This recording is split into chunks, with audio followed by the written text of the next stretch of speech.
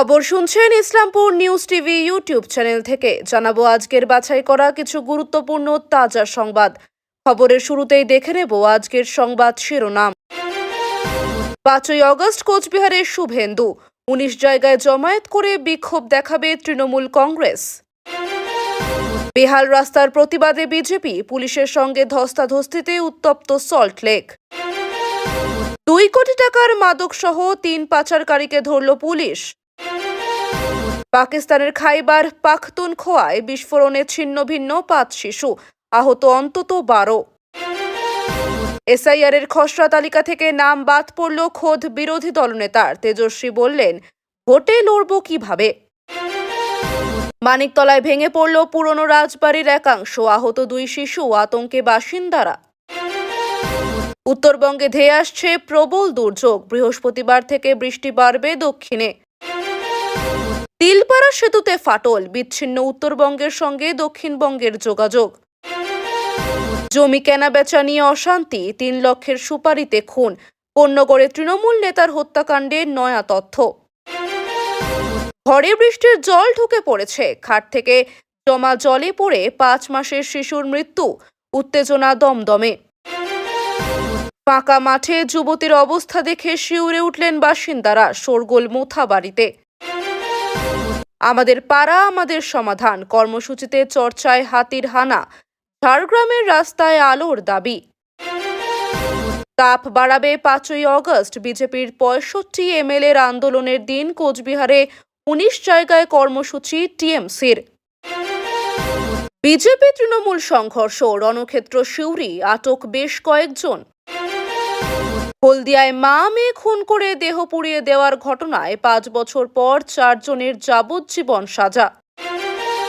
Bondel gate এলাকায় there's medical কারখানায় আগুন, ঘটনাস্থলে দমকলের 10টি।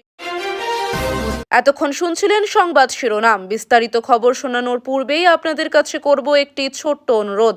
আমাদের চ্যানেলে নতুন হয়ে থাকলে চ্যানেলটি সাবস্ক্রাইব করবেন। আসছে বিস্তারিত খবরে। আগামী 5ই আগস্ট কোচবিহারের শুভেন্দু অধিকারীর সফর ঘিরে রাজনীতিতে উত্তাপ বাড়ছে।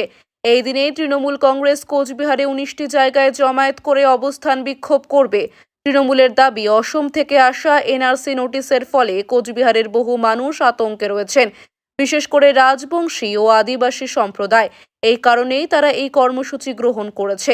জেলা তৃণমূল নেতৃত্ব জানিয়েছে, একদিকে বিজেপির মিছিল, অন্যদিকে তৃণমূলের প্রতিবাদ, ফলে পরিস্থিতি উত্তপ্ত হওয়ার আশঙ্কা রয়েছে। প্রশাসনও নজর রাখছে।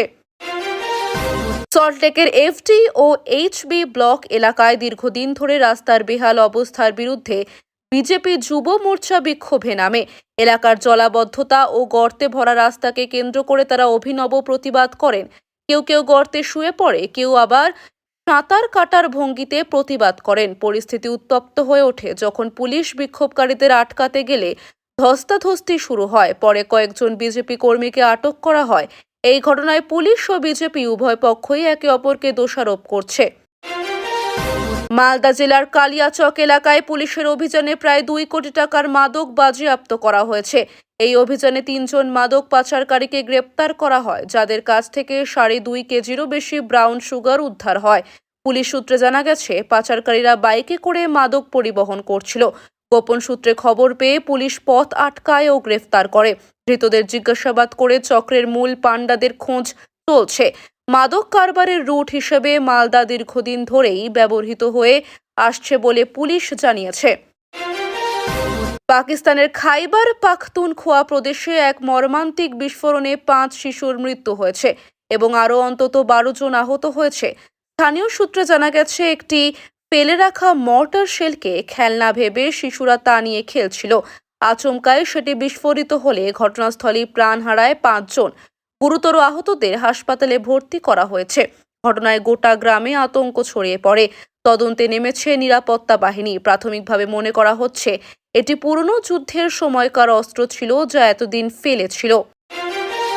বিহারে ভোটার তালিকার খসড়া সংশোধন তালিকা প্রকাশের পর দেখা যাচ্ছে, বহু মানুষের নাম তালিকা থেকে বাদ পড়েছে। রাজ্যের বিরোধী দলনেতা তেজস্বী যাদবও জানান, তার নিজের নাম খুঁজে পাওয়া যাচ্ছে না। তিনি নির্বাচন কমিশনের ওয়েবসাইটে নিজের এপিক নাম্বার দিয়ে খুঁজে দেখেন এবং নো রেকর্ডস ফাউন্ড মেসেজ পান।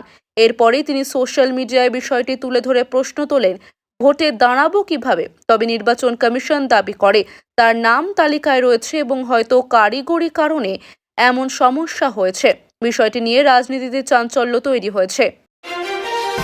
কলকাতার মানিকতলায় একটি প্রাচীন রাজবাড়ির একাংশ হঠাৎ ভেঙে পড়ে। ঘটনার সময় বাড়ির ভেতরে কয়েকজন শিশু খেলা করছিল।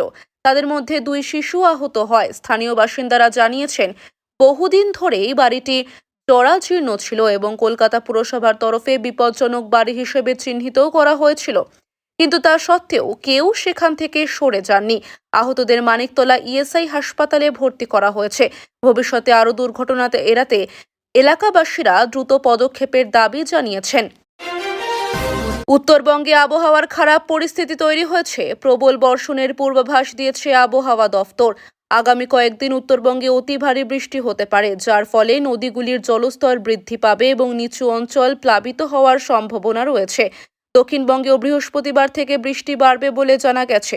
মৌসুমী অক্ষরেখা সক্রিয় হওয়ায় রাজ্য জুড়ে বৃষ্টির পরিমাণ বেড়ে যাবে। জেলা প্রশাসন ও দুর্যোগ মোকাবিলা দলকে সতর্ক থাকতে বলা হয়েছে এবং পর্যটকদের পাহাড়ি এলাকায় যেতে নিষেধ করা হয়েছে।